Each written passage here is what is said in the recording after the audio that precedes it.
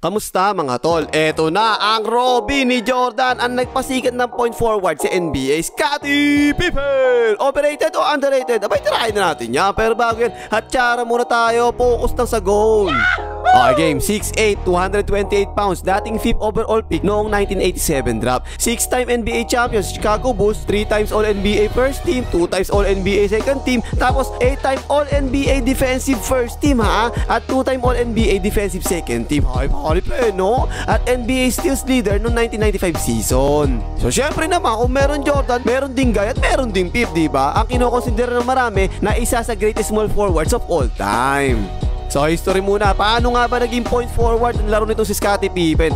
Malamang na hindi nalalaman ng marami mga tol. Dati kasi pagka-graduate niya nung high school siya, 6'1" pa lang siya no? So point guard talaga nilalaro niya noon. Pero nung nasa college siya, inaraw-araw yung pagtitikol, kahit nagsusugot-sugot na ay patigilan eh. Bigla tumangkad daw lang yan, naging 6'8" bigla no? Kaya yung point na siya maging small forward. At ayun, after mag-college, draft na nga siya sa NBA bilang 5th overall pick na Seattle Supersonics mga tol ha. Hindi agad Chicago Bulls to ha. Sonics yung nag-draft sa kanya eh. Nakakuha siya ng Chicago Bulls sa trade noong mismong draft day din, kapalit ng 8th overall pick na si Alden Polynice at future draft picks. Ito na, rookie season niya. Hindi talaga ganun kalakas pa to eh, no? Off the bench pa nga siya naglalaro. 79 games siya naglaro nung rookie season niya. 7.9 points, 3.8 rebounds at 2.1 assists per game pa lang siya nung rookie pa lang siya. Pero yung mga sumunod na season, ayun, naging first team na siya eh, no? At ito na nga, umabot na nga Chicago Bulls sa finals noong 1991. Ang nakalaban nila, LA Lakers na Magic Johnson noon. Ayun, game 1 ng NBA Finals. Ang ganda nung nilaro ni Magic Johnson eh, triple-double eh. 19 points, 10 rebounds, 11 assists. Panalo ng Lakers doon, 93-91. Ang bumantay pa nung kay Magic Johnson mga tol, si Jordan pa yung bumabantay sa kanya eh, di ba? Matangkad si Magic Johnson, 6'9" yun eh, no? Si Jordan 6'6" lang eh. Ayun, mas madali ito rin nakakapas ni Magic Johnson. Mas nakikita niya kasi yung court eh. Pero ang ginawa kagad ni Coach Phil Jackson sa game 2 pa lang mga tol, nag-adjust na kagad ng Chicago Bulls sa depensa eh, no? Si Scottie Pippen kagad yung pinatao nila kay Magic Johnson. At yung ginawa ni Pippen, talagang pine-pressure niya palagi si Magic Johnson na buong laro ha.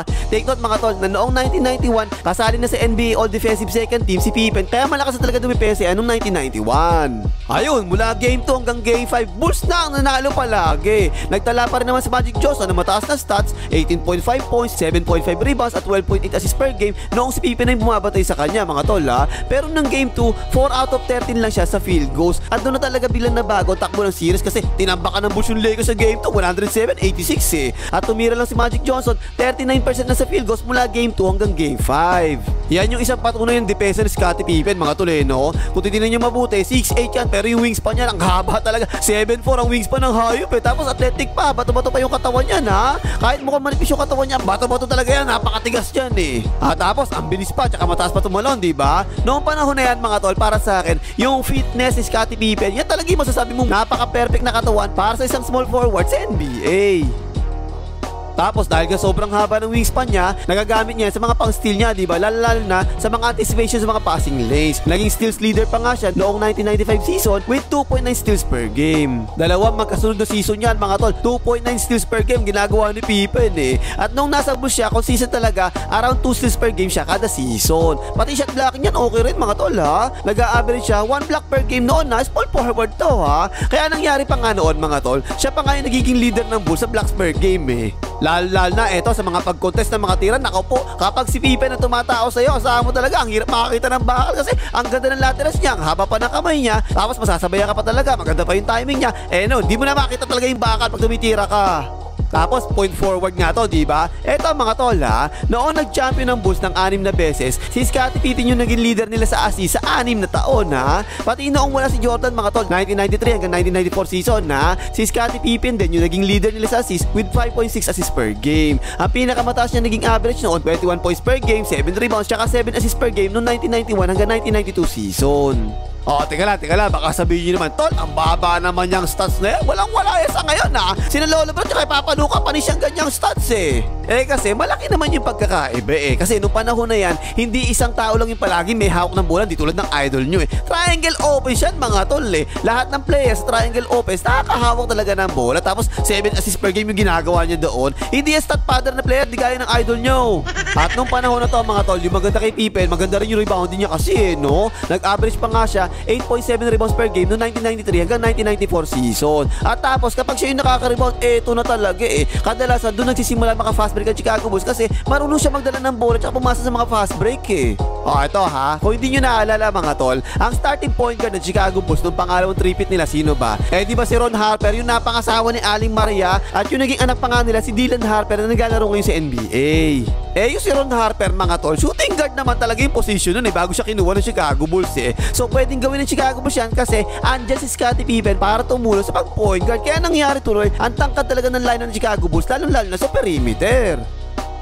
At tapos sabi ko nga kanina, diba, sobrang athletic pa nito si Pippen talaga Maraming hindi nakakaalam nito mga tol, pero sumali pa nga sa slam dunk contest at nagdunk rin yan mula sa free throw kagaya ni Jordan Gate, ganyan alam nyo ba yung ganyan? Madalas kasi nakakita nyo na sa video yung mga highlights ng mga dakdak ni Jordan, diba? Pero kung athleticism lang ang pag-uusapan noon, malamang talaga kasama talaga sa top 5 ito si Pippen sa pinaka-athletic sa buong NBA.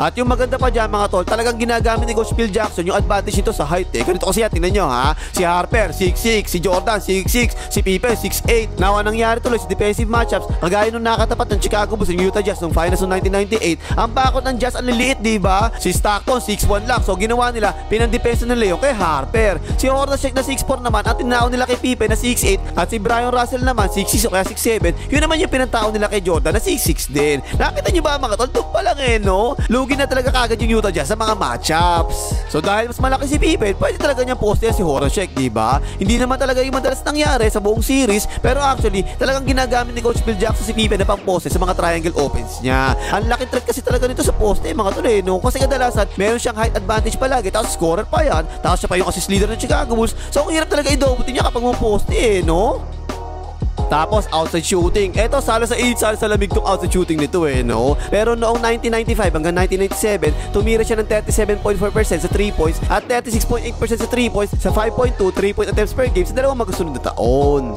Pero yung midrange mga tol, magaling din sa midrange to May mga tiro talaga to sa midrange, bigla-bigla na pupulap Kaya swak na swak rin talaga siya sa triangle kasi sa triangle yung biglang kakat sa may elbow, diba? Tapos siya ipapasahan doon talaga nakakascore siya palagi sa ganun At tapos nakasama pa siya sa original Dream Team noong 1992, diba? At nanalo pa nga sila ng gold medal. Pati yung pangalawang Dream Team mga tol, nakasali rin siya doon Kasama pa nga si Grant Hill, si Penny Hardaway, tsaka si Shaquille O'Neal. Ayun, syempre, gold medal na naman yun. Walang yalakas yung team na yun Tatlo yung malalaki doon So walang duda talaga para sa akin mga tol na isa si Scottie Pippen sa pinaka all-around player na naglaro sa NBA at probably ang isa sa pinakamalakas na second option na naglaro sa NBA. Pero problema kasi naging underpaid siya noong panahon na naglalaro pa siya Kagaya nung 1996 hanggang 97 season, diba? Walang si Jordan, kinain na yung buong salary cap ng Chicago Bulls 30 million sweldo ni Jordan, samantalang salary cap 24.3 million lang si Pippen magkano sweldo? 2.2 million lang, baba talaga Ang naging reason kasi niyan mga tol, noong 1991 kasi, kumuha si Scottie Pippen ng long-term deal. Nagsiguro siya $18 million yung kontrata niya sa 5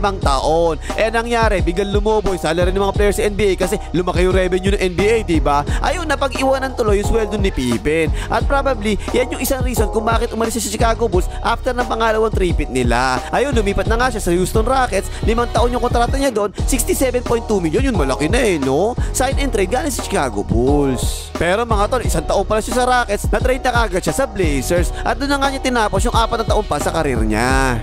Yun nga lang mga tol, mala sa love life ang hayop Unang kinasal siya kay Karen, tapos na-divorce silang dalawa, nagkaanak din siya sa dati niyang jowa, tapos nagkaanak din siya sa dati niyang fiancé, chismis na to At tapos ikinasal na siya kay Lasa Pippen. Pero yung divorce na naman ang hayop Pero yun, doon na nangyari si Scottie Pippen Jr. na naging anak niya na naglalaro ngayon sa Memphis Grizzlies.